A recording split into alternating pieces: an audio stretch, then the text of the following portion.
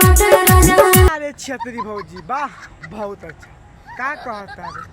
कि तार भातार तारा के ले के चक्कर में बा लेकिन तारा देवे के मन नहीं के एगो काम कर भौजी पहले अपना भातार के कहा नु खोदे खातिर का हाल बा भाई। आज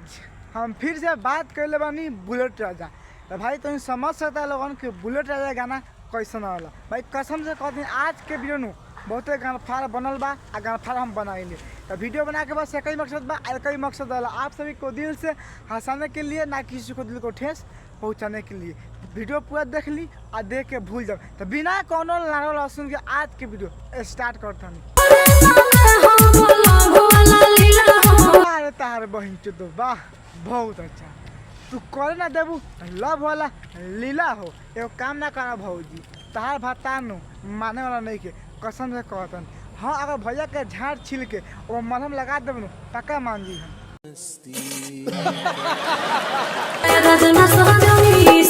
ए भैया सुना ना हो भौजी बहुते रो के कहतिया कि ये राजा नीला शादी मत ना सर तक्का हो जो बात माना भौजी के शादी बानू वो मत ना सर काहे कि भौजी नु 76 बिया कबो दे दी। कौन है ये लोग कहाँ से आते हैं कलार चटबू ताहार बहिन चोर भैया के मारे के मन बा तू कहते कि हाँ नसबे ना कर देखा भैया भौजी के नु पटक के पेल काहे कि भौजी नु बिना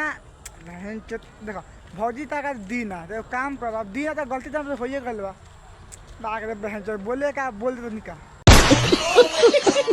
अब ए रानी तोरा में आजा जीवन के बासल मजा। अच्छा का कहता रे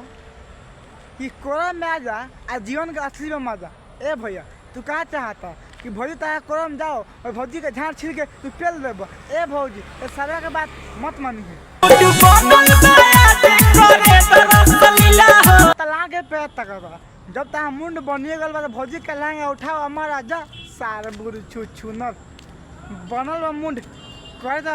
रसलीला हो। ए भैया तलार चटब अरे तारा बहनी के पटा के झाड़ छिलो वाह बहुत अच्छा कि नाचे रानी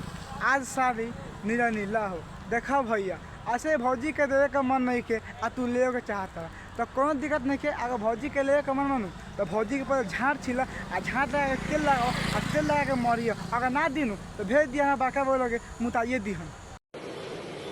अच्छा ठीक है।